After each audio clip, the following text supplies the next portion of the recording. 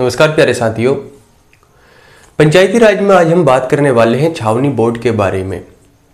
देखिए, हमने पिछले वीडियो में बात की थी यहाँ पर नगर निगम के बारे में, और नगर निगम के साथ ही मैंने यहाँ पर कहा था कि जब आप नगरीय स्थानीय शासन के बारे में पढ़ते हैं या नगरीय स्थानीय संस्थाओं के बारे में पढ़ते हैं तो आप देखते हैं कि यहाँ पर 8 प्रकार की संस्थाएं देखने को मिलती है। उन 8 प्रकार की संस्थाओं में नगर निगम है, नगर निगम के साथ ही छावनी बोर्ड है, नगर पालिका है। तो नगर पालिका का अध्ययन तो हम पहले कर चुके थे, इसीलिए अगर मैं डबल से बताता तो आपको लगता है कि सर आप हमारा समय बर्बाद कर रहे हो, और डबल से वही बात बता रहे हो तो वह थोड़ा सा अरुचिकर हो जाता है। तो बेहतर है कि वह चीजें पढ़े जो हमारे एग्जाम के दृष्टिकोण से महत्वपूर्ण है। तो हमने शुरुआत में क्या देखा कि पंचायती राज में जो हम इन नगरीय स्थानीय संस्थाओं की बात कर रहे हैं तो 8 प्रकार की संस्थाएं हमें देखने को मिलेगी। छावनी बोर्ड है, नगर निगम है, जिसमें नगर निगम के बारे में हम डिटेल में बात कर चुके हैं, नगर निगम आयुक्त के बारे में चर्चा कर चुके हैं, समितियों के बारे में देख चुके हैं, नगर निगम की चर्चा कर चुके हैं।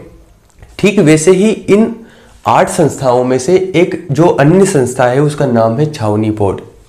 आपने कई बार इसका नाम सुना होगा। छावनी बोर्ड होती क्या है, इसके बारे में आज हम जानने वाले हैं, और थोड़ा सा डिफरेंट प्रश्न यहां से बन सकते हैं। देखिए, अब वो समय गया जब डायरेक्ट प्रश्न पूछा जाता था कि बताइए मध्य प्रदेश का गठन कब हुआ। आपको डेट पता थी, आपने बता दिया। आपसे पूछ लिया 1998 में जब जिलों का गठन हुआ या यहाँ पर कितने जिले बने, तो आपने बता दिया कि देखिए ये समिति हुई, इस समिति के द्वारा 10 जिले बने। ये दूसरी समिति आई, आपने बता दिया BR दवे जिला पुनर्गठन समिति ने 10 जिलों के बारे में कहा। फिर आपने कह दिया सिंहदेव समिति आई, उसने 6 जिलों के बारे में बोल दिया। इस तरीके से 16 जिले 1998 में बने। लेकिन अब थोड़ा सा जो प्रश्न पूछने की प्रकृति है कहीं ना कहीं चेंज हुई है, और अगर आप उस अप्रोच से नहीं पढ़ते हैं तो सिलेक्शन भूल जाइए। कड़वे शब्द होते हैं लेकिन कहीं ना कहीं एग्जाम के लिए महत्वपूर्ण होते हैं। अभी से अगर आपको आदत पड़ती जाएगी तो एग्जाम आपके लिए सरल होता जाएगा। और हमें एग्जाम में सिलेक्शन लेना है, हमें ये नहीं मतलब है कि हम पंचायती राज के यहाँ पर PhD कर बैठे। हालांकि जब आप इस पूरी सीरीज को खत्म देखेंगे, जब आप देखेंगे कि हमारा पंचायती राज कंप्लीट हो चुका है, तो उस समय आपको पाएंगे कि यार पंचायती राज के तो हम विद्वान बन चुके हैं। इतनी सारी चीजें आप पढ़ने वाले हैं, इत्मीनान से, ध्यान से, छोटी छोटी बातों पर भी हम बहुत डिटेल में चर्चा करेंगे। तो चलिए शुरू करते हैं छावनी बोर्ड के बारे में। देखिए, छावनी बोर्ड की जब बात आती है तो सबसे पहली बात ये आती है कि सर जब नगर निगम था, नगर पालिका थी, तो ये अन्य संस्थाएं देखने को क्यों मिली, और अगर देखने को मिली तो इसका मतलब कहीं ना कहीं ये कुछ विशेष है। ठीक उसी बात को हमें समझना है। जब छावनी बोर्ड की बात आती है तो सबसे पहली बात यह ध्यान रखना है कि केंद्र सरकार के द्वारा एक अधिनियम लाया गया जिसका नाम था छावनी बोर्ड अधिनियम। छावनी बोर्ड अधिनियम 1924 में लाया गया, और इस अधिनियम के द्वारा छावनी बोर्ड का गठन किया गया। तो पहली बात तो से केवल आपको इस अधिनियम का नाम ध्यान रखना है कि छावनी बोर्ड अधिनियम कब आया। 1924 में छावनी बोर्ड अधिनियम लाया गया और इसी के द्वारा छावनी बोर्ड का गठन किया गया। यहां तक की बातें क्लियर है। तो बात यह आती है कि सर ये छावनी बोर्ड कहां पर कार्य करती है और किस प्रकार से कार्य करती है। तो जो सैन्य परिसर होता है, जो हमारी सेना है, इस सेना का जो परिसर होता है, इस सैन्य परिसर में स्थित असैनिक क्षेत्र में छावनी बोर्ड कार्य करती है। कहने का मतलब क्या कि जो सेना का क्षेत्र होता है, अब जो सेना का क्षेत्र है, इस सेना के क्षेत्र में अगर कोई असैनिक क्षेत्र आता है, भले ही वह सैनिक क्षेत्र नहीं है, लेकिन उस परिसर में अगर वह क्षेत्र आता है तो वहां पर नगर पालिका की तरह, नगर निगम की तरह या नगर पालिका की तरह प्रशासनिक रूप से जो बोर्ड काम करता है वह बोर्ड होता है छावनी बोर्ड। समझ में आया आपको? कहने का मतलब छावनी बोर्ड से अगर प्रश्न पूछा जाता है कि छावनी बोर्ड कहां पर कार्य करेगा, तो सैन्य परिसर में स्थित जो असैनिक क्षेत्र होता है वहां पर छावनी बोर्ड कार्य करता है। यहां तक की बातें क्लियर है। फिर आप कहेंगे सर कि क्या यहां पर कुछ डाटा भी है कि कितने छावनी बोर्ड का अभी तक गठन हो चुका है। तो बिल्कुल यह प्रश्न बन चुका है कि छावनी बोर्ड का गठन केंद्र सरकार के द्वारा होता है। एक बात और ध्यान रखना है कि छावनी बोर्ड का गठन केंद्र सरकार करती है, राज्य सरकार। चूंकि आप पंचायती राज पढ़ रहे हैं तो अधिकांश चीज़ें यहाँ पर राज्य सरकार से संबंधित है, चाहे नगर निगम की बात करें, नगर पालिका की बात करें, पंचायती राज में ग्राम सभा की बात करें, ग्राम सभा के साथ ही यहाँ पर ब्लॉक स्तर पर जनपद पंचायत की बात करें, तो आप यहाँ पर राज्य सरकार के बारे में ज़्यादा आंसर दे सकते हैं। तो आपको क्लियर होना है कि इसका गठन केंद्र सरकार करती है। यहाँ तक बातें स्पष्ट है, यानी छावनी बोर्ड का गठन केंद्र सरकार करती है और अभी तक 63 छावनी बोर्ड का गठन हो चुका है। ये जो डाटा है 63, इसको आपको ध्यान रखना है कि अभी तक 63 यानी कि 63 छावनी बोर्ड गठित हो चुके हैं। ठीक है, अब बात ये आती है कि यहाँ पर जो जनसंख्या होती है, क्योंकि कुछ परिसर ऐसे होंगे सेना से संबंधित जहां पर जनसंख्या कम होगी, कुछ परिसर ऐसे होंगे जहां पर जनसंख्या ज्यादा होगी। तो बात ये आती है कि सर जो जनसंख्या कम ज्यादा है तो वहां पर भी क्या अलग अलग इकाइयां हैं? तो बिल्कुल आपको यहाँ पर अलग अलग इकाइयां देखने को मिलती है। ये जो सैन्य परिसर है, जहां पर जो असैनिक क्षेत्र है, जिस असैनिक क्षेत्र में छावनी बोर्ड जो काम करता है, ये छावनी बोर्ड के लिए यहाँ पर जनसंख्या के आधार पर अलग अलग श्रेणियां देखने को मिलेगी। तो कुल 3 प्रकार की श्रेणियां आपने को देखने को मिलेगी। पहली श्रेणी की बात करें तो जहां पर 10,000 से अधिक जनसंख्या है वहां पर श्रेणी 1 रहेगी। जहां पर 2,500 यानी 2,500 से लेकर 10,000 जनसंख्या है वहां पर श्रेणी 2 काम करेगी।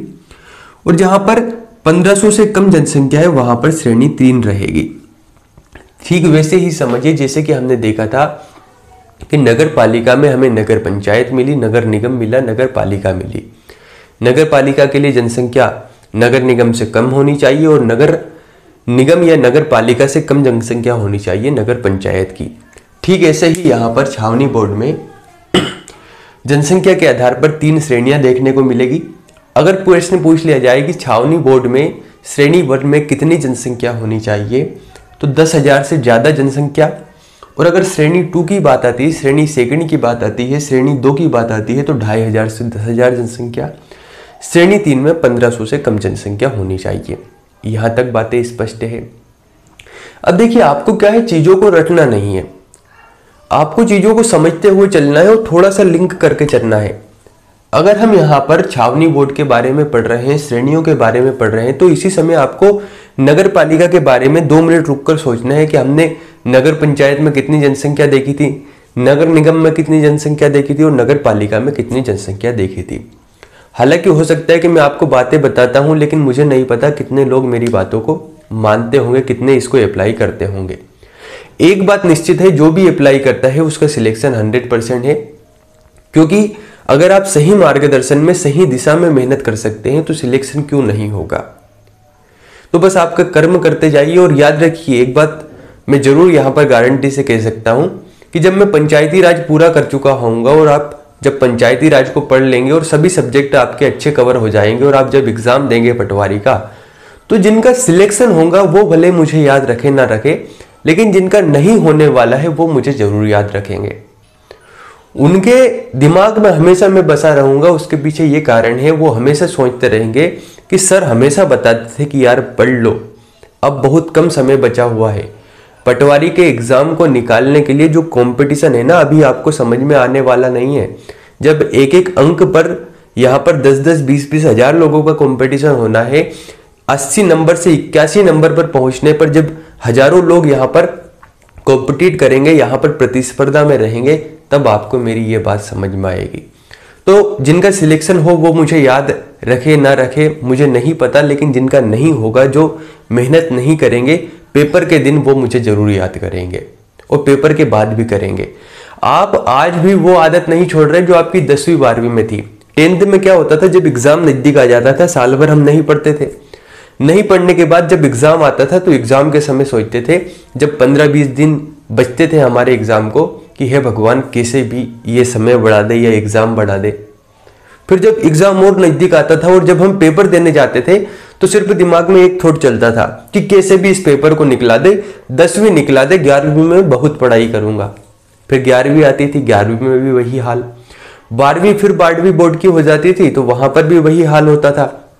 परीक्षा के 15 दिन पहले वही हाल, और जब एग्जाम में बैठते थे कि हे मालिक कैसे भी करके ये एग्जाम निकला दे, चाहे कितनी ही परसेंटेज बने, मुझे पास करवा दो। ग्रेजुएशन में मैं बहुत अच्छे से तैयारी करूंगा। ग्रेजुएशन भी आपने वैसे ही निकाली और आज भी आपकी वही परिस्थिति है। तो ध्यान रखिए, अगर आप नहीं पढ़ेंगे ना तो अब यहां पर आप पास नहीं हो सकते बिना पढ़े, क्योंकि यहां पर ऐसा नहीं है सिस्टम कि आपको पास होना है या परसेंटेज लाना है। यहां पर मेरिट में आपका नाम है, आपका सिलेक्शन है तो आप पटवारी। कहने का मतलब कि अगर आपका नाम है यहां पर सिलेक्शन लिस्ट में तो बहुत अच्छी बात है, आपने जितनी मेहनत की वो मेहनत सकारात्मक रहेगी। और अगर आपका नाम नहीं है, अगर आपका नाम यहां पर देखने को नहीं मिलता है इस लिस्ट में, तो मैं तो कहता हूं कि अगर आप वास्तव में सही मेहनत नहीं कर रहे तो मत पढ़िए। सही मेहनत कर रहे हैं तो ही पढ़िए, क्योंकि अगर सही से मेहनत नहीं करेंगे तो सिलेक्शन नहीं होगा। तो बेहतर है कि तैयारी कर लीजिए, समय है, समय का सदुपयोग कीजिए। वैसे भी आपको भी पता है कि आपका दिन भर कहाँ पर जाता है, बताने की जरूरत है नहीं। तो उससे बेहतर है कि अच्छे कार्यों में अपने समय को लगाइए। बहरहाल आपकी इच्छा है, आप जो करना चाहें। तो हमने क्या देखा कि केंद्र सरकार गठन करती है छावनी बोर्ड का, और अभी तक 63 छावनी बोर्ड का गठन हो चुका है। और छावनी बोर्ड अधिनियम 1924 के तहत छावनी बोर्ड का गठन होता है। यहां तक की बातें समझ में आई। अब ये बात आती है कि जो छावनी बोर्ड के सदस्य होंगे, इनका निर्वाचन कैसे होगा, या यहाँ पर शासन कैसे होगा, प्रशासन कैसे होगा। तो देखिए, छावनी बोर्ड के कुछ सदस्य तो होते हैं निर्वाचित और कुछ सदस्य होते हैं नामित। एक शब्द आता है नामित या मनोनीत। हालांकि नामित को ही मनोनीत कहा जाता है और मनोनीत को ही नामित कहा जाता है, तो कंफ्यूजन में नहीं आना है। यानी जब किसी व्यक्ति को यहाँ पर मनोनीत किया जाता है, किसी व्यक्ति विशेष को बिना चुनाव के ही यहाँ पर बोल दिया जाता है कि ये व्यक्ति यहाँ पर इस प्रकार से कार्य करेगा, तो उसे कहा जाता है नामित। ठीक है। और एक होता है निर्वाचित। अगर नामित को आपको अभी भी बातें समझ में नहीं आ रही, तो जैसे समझिए आप जब 10th 12th में या किसी कक्षा में होते थे और जब आपको मॉनिटर बनाया जाता था या किसी और को मॉनिटर बनाया जाता था, तो दो तरीके हो सकते हैं मॉनिटर बनाने के। अगर आपके टीचर ने डायरेक्ट बोल दिया कि आप इस क्लास के मॉनिटर हैं, तो आप उस समय नामित हो गए, यानी आपको सीधे मनोनीत कर दिया। समझ रहे हो आप? यानी क्लास में मान लेते हैं 50 बच्चे हैं, उन 50 बच्चों से बोल दिया गया, उनके सामने बोल दिया गया आपके टीचर ने कि ये जो व्यक्ति है ये आपकी क्लास का मॉनिटर है। ठीक है। इसका मतलब टीचर ने आपको मनोनीत कर दिया उस पूरी क्लास के लिए, तो इसे कहते हैं मनोनीत। लेकिन टीचर ने कहा कि आप में से आप किसको चाहते हैं कि यहाँ पर मॉनिटर बनना चाहिए, तो जब लोगों के द्वारा यहाँ पर निर्वाचन हुआ, लोगों के द्वारा बताया गया, तो उसे हमने कह दिया निर्वाचित। तो कहने का मतलब यह है कि जब किसी व्यक्ति को डायरेक्ट यहाँ पर नामित कर दिया जाता है, मनोनीत कर दिया जाता है, तो उसे कहते हैं हम मनोनयन के द्वारा यहाँ पर, और जिसके द्वारा यहाँ पर निर्वाचन होता है, चुना जाता है, तो उसे हम कहते हैं निर्वाचित। तो छावनी बोर्ड में भी निर्वाचित सदस्य देखने को मिलेंगे, मनोनीत सदस्य देखने को मिलेंगे। निर्वाचित जो सदस्य होंगे इनका कार्यकाल होता है 3 वर्ष, यानी जिनका निर्वाचन होता है उनका कार्यकाल 3 वर्ष का होता है। और मनोनीत सदस्य का कार्यकाल या नामित सदस्यों का कार्यकाल निर्वाचित सदस्यों की अपेक्षा थोड़ा लंबा होता है। यहां तक की बात स्पष्ट है। फिर आप कहेंगे कि सर अब आप अध्यक्ष के बारे में भी बता दीजिए। तो यहां पर जो अध्यक्ष होगा वह जो एरिया है उस एरिया का जो कमांड करेगा वह सैन्य अधिकारी होगा। क्योंकि हम देख रहे हैं सैन्य परिसर में जो असैनिक क्षेत्र है वहां पर छावनी बोर्ड कार्य करता है। तो सेना से संबंधित यहाँ पर वो जो एरिया है जहां पर जो छावनी बोर्ड है, उस छावनी बोर्ड में जो व्यक्ति यहाँ पर कमांड करेगा, जिस एरिया का जो कमांड करेगा वह सैन्य अधिकारी यहाँ पर अध्यक्ष होगा। तो उपाध्यक्ष की क्या बात है? उपाध्यक्ष कौन होगा? जो निर्वाचित सदस्य होंगे, इन निर्वाचित सदस्यों के द्वारा जिस व्यक्ति को चुना जाएगा वो होगा उपाध्यक्ष। अब एक बात समझिए, प्रश्न क्या बनेगा उलझाने वाला। प्रश्न एक तो ये बन सकता है कि निर्वाचित सदस्यों का कार्यकाल कितना है, तो 3 वर्ष। ये तो आप डायरेक्ट आंसर दे देंगे। लेकिन समझने वाली बात यह है, अगर प्रश्न पूछा कि जो उपाध्यक्ष होता है छावनी बोर्ड का, क्योंकि इतनी बातें आप डीपली जाने वाले हैं नहीं और प्रश्न यहीं से बनना है। छावनी बोर्ड का जो उपाध्यक्ष होगा उसके चुनाव में, पहली बात तो इसका चुनाव अप्रत्यक्ष होगा। दूसरी बात, उसके चुनाव में कौन कौन भागीदार होता है।